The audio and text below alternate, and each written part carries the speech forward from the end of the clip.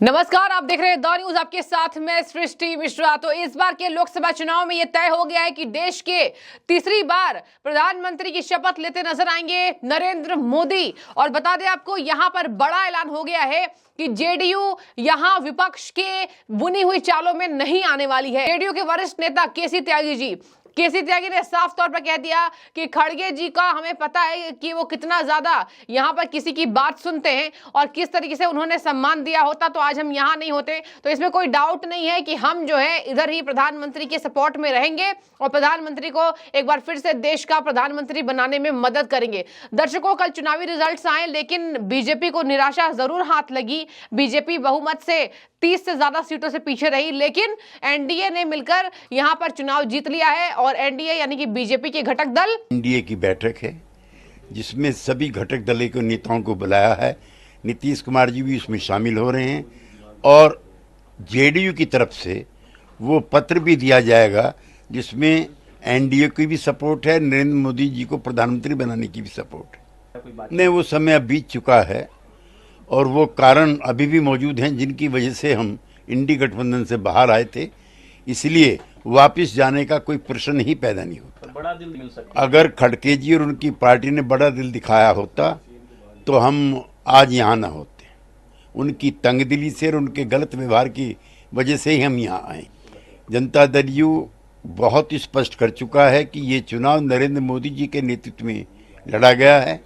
कार्यकर्ता सभी अपने नेताओं के लिए उच्च पदों की इच्छा और अपेक्षा रखते हैं, जो कोई गलत नहीं। मंडल बगैर अनकंडीशनल हमारी सपोर्ट है।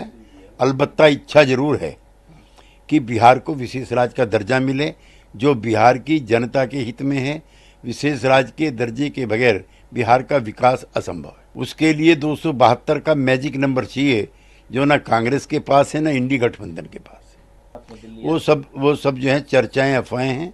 और इंडी गठबंधन जो है वो र्यूमर मॉन्गरिंग का सेंटर भी बन गया है। 293 का नंबर इंडिया गठबंधन के बजाय एनडीए गठबंधन के पास है, लिहाजा नरेंद्र मोदी उसके नेता और वही प्रधानमंत्री बनेंगे।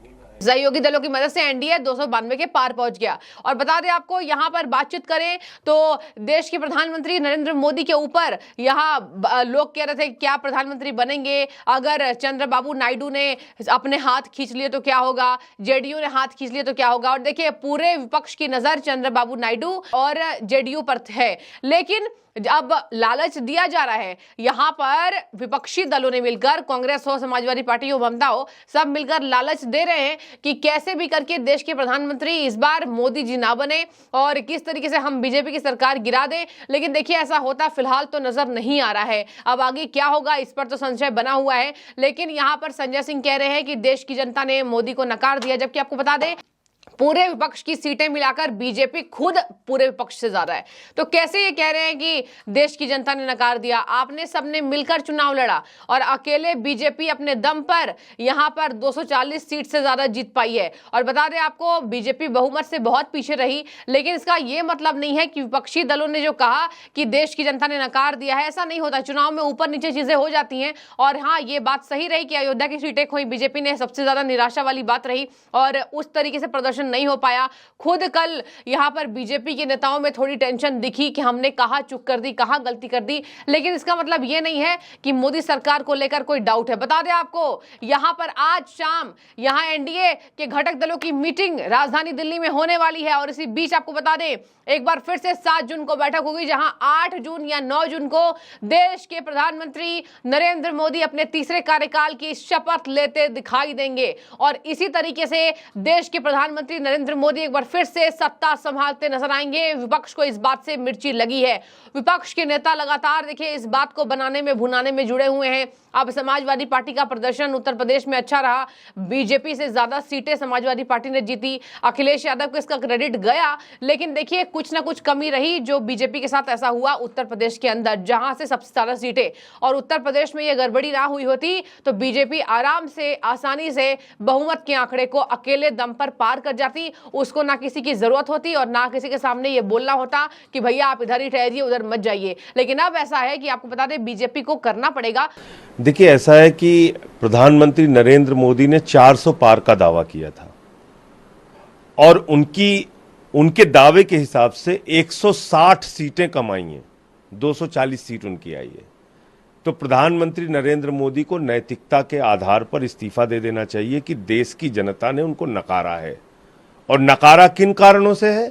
महंगाई बहुत बड़ा कारण थी, बेरोजगारी दूसरा बड़ा कारण थी। 400 पार की बात जो उन्होंने की तो देश की जनता को ये समझ में आ गया कि बाबा साहब डॉक्टर भीमराव अंबेडकर जी के द्वारा बनाए गए संविधान को ये खत्म करेंगे। आरक्षण की व्यवस्था जिससे दलितों, पिछड़ों, आदिवासियों को एक संरक्षण प्राप्त है, उस आरक्षण की व्यवस्था को ये खत्म करेंगे। और जो तानाशाही की हुकूमत इन्होंने चलाई, इन सब बातों को लेकर जनता में गुस्सा था, नाराजगी थी। और एक बहुत बड़ा संदेश भारत की महान जनता ने दिया है। और दुनिया का सबसे बड़ा लोकतंत्र है भारत। लोकतंत्र के अंदर लोग मालिक होते हैं। ये बात मोदी जी को और प्रधानमंत्री जी को, उनकी पार्टी को समझ में आनी चाहिए। अगर वो समझ नहीं पाएंगे तो ये जनता है, कभी आपको अर्श पे पहुंचाती है, कभी फर्श पे पहुंचाती है। अपने सहयोगी दलों को भी खुश करना पड़ेगा, बोलना पड़ेगा, बताना पड़ेगा कि हमारी क्या नीति रहेगी।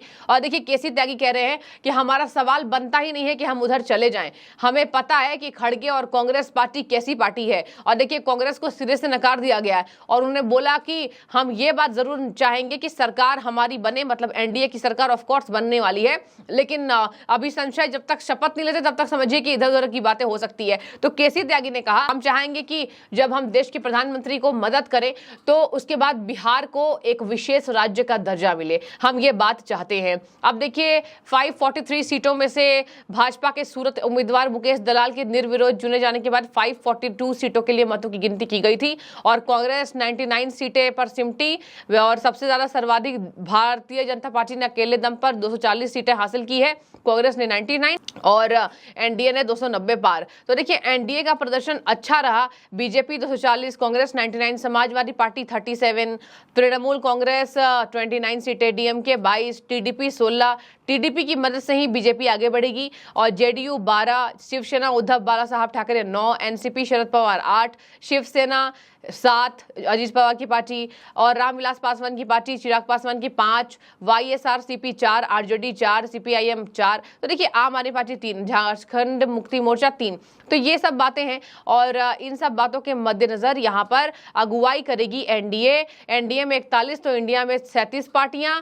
और गठबंधन पूरी कोशिश कर रही है, विपक्ष की गठबंधन कैसे हम प्रधानमंत्री को तोड़ दें। लेकिन बता दें आपको, एक बार फिर से देश के प्रधानमंत्री यहाँ पर शपथ लेते नजर जरूर आएंगे। कहा जा रहा है कि 7 लोक कल्याण मार्ग स्थित प्रधानमंत्री के आवास पर आज मंत्रिपरिषद की बैठक होगी, मंत्रिमंडल की बैठक हुई है। और जिससे सरकार ने तीसरी बार जीत को लेकर धन्यवाद प्रस्तावित किया। कल प्रधानमंत्री ने बोला कि हम बड़े कार्यकाल में और बड़े फैसले लेते नजर आएंगे। देखिए जनता को डाउट है कि क्या प्रधानमंत्री, मतलब बीजेपी कमजोर आई, थोड़ी सी बहुमत नहीं कर पाई, कमजोर नहीं आई है, सबसे ज्यादा पार्टी है बीजेपी ने ही अकेले दम पर जीती है, लेकिन बहुमत नहीं छू पाई। तो क्या बड़े फैसले लेंगे प्रधानमंत्री? बिल्कुल लेंगे। कल बीजेपी मुख्यालय में प्रधानमंत्री ने कह दिया कि बड़े फैसले हम लेते नजर आएंगे, कोई डाउट नहीं है। जनता का बहुत शुक्रिया कि तीसरी बार यहां पर 1962 के बाद प्रधानमंत्री, दूसरे प्रधानमंत्री ऐसे बनेंगे जो जवाहरलाल नेहरू के ठीक उसी रास्ते पर चलेंगे। जवाहरलाल नेहरू भी 3 बार के प्रधानमंत्री हैं और नरेंद्र मोदी का भी नाम इतिहास के